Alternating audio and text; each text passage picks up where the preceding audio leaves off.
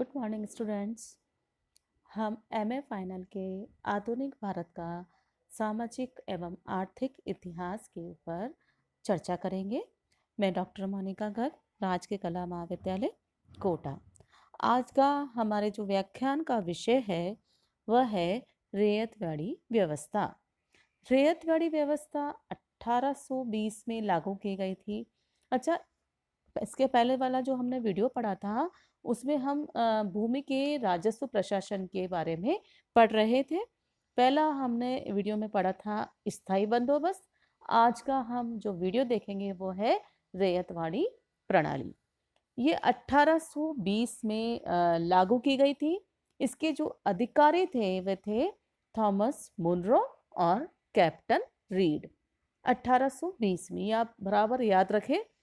इसके अधिकारियों के बारे में भी याद रखें कि कौन कौन थे।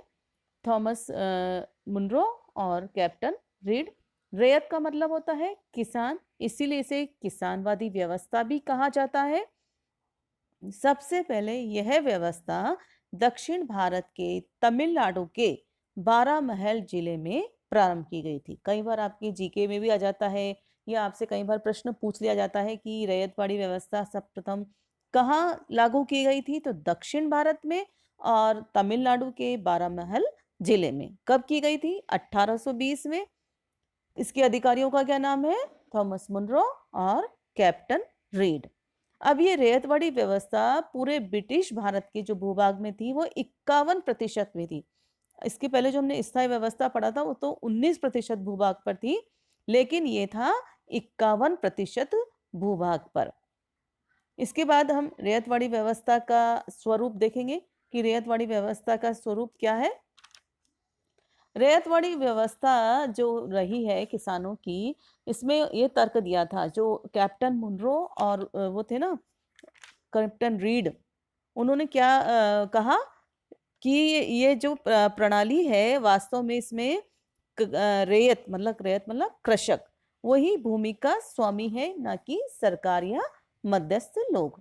तो रैयत से जो लिया जाने वाला भू राजस्व भी स्थायी होना चाहिए ताकि भू राजस्व की अनिश्चितता समाप्त होकर रैयत को अपनी भूमि पर अधिक परिश्रम कर उनसे लाभ उठाने की प्रेरणा मिले। इसके अतिरिक्त मुनरो ने कहा कि करदाता की सहमति से भू राजस्व तय किया जाए, अर्थात सीधा रैयत से ही भू राजस्व प्रबंध किया जाना चाहिए। मेन हम आपको ये बता दें कि वो क्या तर्क दे रहा था कि स्थायी, इसमें क्या था जो स्थायी बंदोबस्त किया गया था। इसके पहले वाले वीडियो में हमने जब देखा था तो उसमें क्या किया गया था, स्थायी बंदोबस्त में जमींदारों को मेन बना दिया गया था। अब जमींदार क्या होते थे? बिचौलिया होते थे, मध्यस्थ वर्ग होते थे। वो अधिक रखते थे अपने पास, तो वो धनाढ्य हो रहा था जो कभी भी अंग्रेजों के लिए मुसीबत बन सकता था। तो इस व्यवस्था में अब उनको हटा दिया गया, उन मध्यस्थों को हटा दिया गया और किसानों को जमीन का मालिक मान लिया गया। अच्छा, इसका राजस्व निर्धारण 20-30 वर्षों का करना था और उसका उत्पादन का जो परसेंट था 35 से 55% रखा गया। और इसी तरह से जब बम्बई प्रेसिडेंसी आई का में निर्माण किया गया तो वहां 45 से 55% रखा गया। सबसे मेन बात तो इसमें क्या था, जो किसान यदि राजस्व नहीं चुका पाते थे तो उनसे भूमि छीन ली जाती थी। अब किसान क्या हुआ, पहले तो जमींदारों के बटाईदार थे और अब किसके हो गए, मतलब खुद के, उनकी कंपनी के ही हो गए। तो रैयतवाड़ी व्यवस्था को मद्रास में लागू करना, ये व्यवस्था 30 वर्षों की एक लंबी अवधि का एक अनुभव था। सर्वप्रथम 1792 में जो कृषि उपज का भू राजस्व है वो 1/2 निर्धारित किया गया, लेकिन अब मुनरो ने इसको घटाकर 1807 में 1/3 निर्धारित करने का प्रस्ताव रखा और जिसे मान भी लिया गया। 1820 से 27 ईस्वी तक की अवधि में मुनरो मद्रास प्रांत का गवर्नर रहा और ये प्रणाली मद्रास प्रांत में सभी जगह लागू कर दी गई।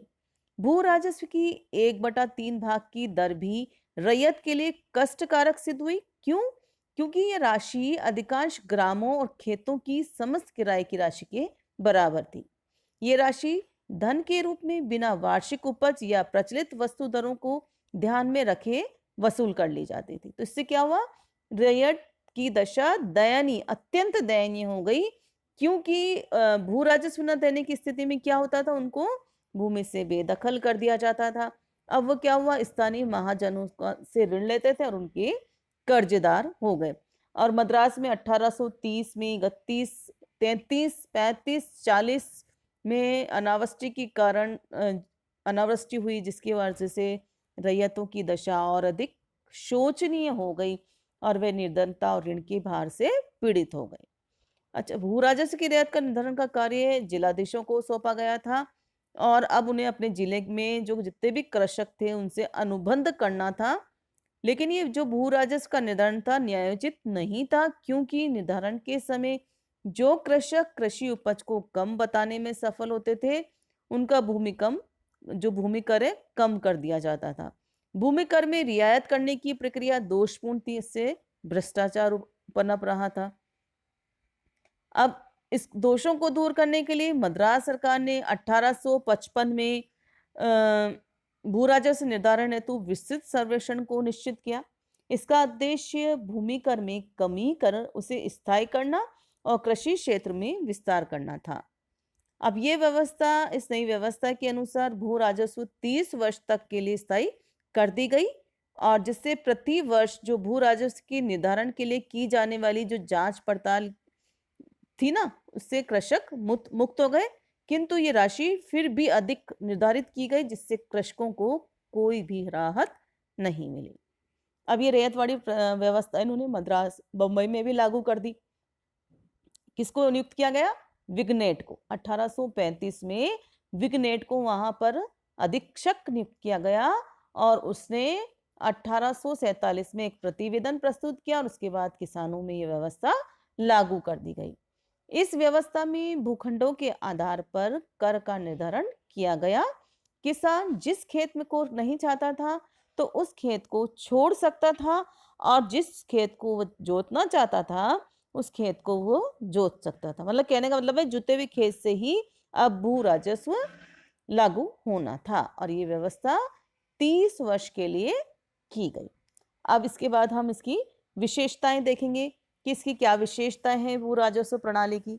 पहला तो हमारा यही पॉइंट है, सरकार का किसानों से सीधा संबंध। किसानों से सीधा संबंध कैसे? इस प्रणाली के अंतर्गत किसान का संबंध सीधे सरकार से था, कोई बिचौलिया नहीं था, कोई मध्यस्थ नहीं था। इसके अंतर्गत गांव की जो कृषक से राजस्व तय किया जाता था। दूसरा, जब तक किसान जो है भूस्वामी सरकार को नियमित रूप से लगान देगा तब तक तो वो भूमि का स्वामी बना रहेगा, ये इसकी विशेषता है। परंतु लगान न देने की स्थिति में भूमि पर सरकार को उसका स्वामी मान लिया जाएगा, सरकार बन जाएगी उसका स्वामी और रैयत स्वेच्छा से अपनी भूमि छोड़ना पड़ेगा या कोई भी इसको खरीद सकता है। अच्छा, प्रारंभ में भू राजस्व उपज का 1/2 निर्धारित किया गया था, परंतु 1907 में इसे घटाकर 1/3 कर दिया गया। बंदोबस्त की अवधि कितनी रखी गई? 30 वर्ष। तो ये थे इसकी भू राजस्व की विशेषताएं। अब इसके गुण के बारे में हम चर्चा करेंगे। पहला पॉइंट हमारा है किसानों का सरकार से सीधा संबंध स्थापित हुआ, ये गुण था। इस प्रणाली के अंतर्गत किसान का संबंध सरकार से स्थापित हुआ। इसके अंतर्गत ये व्यवस्था थी कि जब तक भूस्वामी निर्धारित लगान देता रहेगा उसे अपनी भूमि से बेदखल नहीं किया जाएगा, ये मेन बात, ठीक है ना। दूसरा, राजस्व वृद्धि में सहायक। इसके अंतर्गत तो क्या है, गांव के जो कृषक से राजस्व तय किया जाता था और कृषकों के पास ये विकल्प होता था कि वह चाहे तो मांगा हुआ लगान देकर खेती करे अथवा खेती का कार्य छोड़ दे। कृषक इस स्थिति में हो ही नहीं सकता था कि वह व्यक्तिगत रूप से सरकार की अधिक लगान की मांग को रोक सके। इस प्रकार रैयत के साथ की गई व्यवस्था राजस्व वृद्धि में एक सहायक तत्व हुआ। इस आधार पर अंग्रेजों पर प्रशासकों के लिए पुराने अधिकारियों को बेकार कर देना भी सरल हुआ और समस्त प्रशासन अंग्रेज अधिकारियों के नियंत्रण में केंद्रीकृत कर दिया गया। चौथा पॉइंट हमारा, तीसरा पॉइंट हमारा घनिष्ठ संबंध किस किस के बीच में? जनता और सरकार, क्योंकि उनके अनुसार कर्मचारी प्रत्येक जोत से सीधा लगान उगाते थे। चौथा हमारा पॉइंट है कृषि को उन्नत बनाना। इस प्रणाली के अंतर्गत किसान को परिश्रम द्वारा कृषि को उन्नत बनाने की प्रेरणा मिली, क्योंकि लगान देते रहने तक भूमि पर उनका स्वामित्व बना रहता। डॉक्टर ताराचंद जी कहते हैं कि इस प्रणाली के अंतर्गत इस शर्त पर भूमि पर काश्तकार के स्वामित्व अधिकार की पुष्टि की व्यवस्था थी कि वह सरकार की लगान विषयक मांग पूरी करता रहेगा। तो इस तरह मजदूर, किसान और भूस्वामी तीनों का समाहार एक ही व्यक्ति में कर दिया गया। अधीनता से मुक्ति कैसे? ये प्रथा खेती करने वाले जो कृषकों को गिने चुने बड़े जमींदार थे ना, उनके अधीन काम करते थे, उससे मुक्ति मिल गई। अब वो ब्रिटिश सरकार के प्रति उनका समर्थन प्राप्त करने में भी सहायक थी। उद्योगों का विकास, मुनरो ने कहा कि कहा जा सकता है कि इस प्रथा से देश के उद्योग विकास और उत्पादन में संवर्धन अधिक अच्छे ढंग से हो सकता था, क्योंकि जमींदारी प्रथा की तुलना में इस प्रथा से किसानों और मालिकों की संख्या बढ़ जाती है और सामान्य श्रमिकों की संख्या कम हो जाती है, क्योंकि जमींदारों के आसामी की तुलना में स्वयं मालिक के नाते रैयत संभवतः अपनी जमीन के सुधारने में अधिक उत्साह दिखाता है। और चूंकि उसे छूट बिल्कुल ना मिलने पर या बहुत कम मिलने पर क्या होगा, उसको कम मिलेगी, इसलिए वो अधिक उत्साह तब दिखाएगा जब वो उसका मालिक होगा। इसके बाद इसके दोषों के बारे में हम चर्चा करेंगे। क्या है इसके दोष? गुण होते हुए भी इस प्रणाली में एक दोष थे। ऊंची दरें थी, यद्यपि इसको हमने पहले भी पढ़ा था कि इस प्रणाली में 1/2 भाग को घटाकर अब 1/3 कर दिया गया था, परंतु फिर भी ये दर काफी ऊंची थी।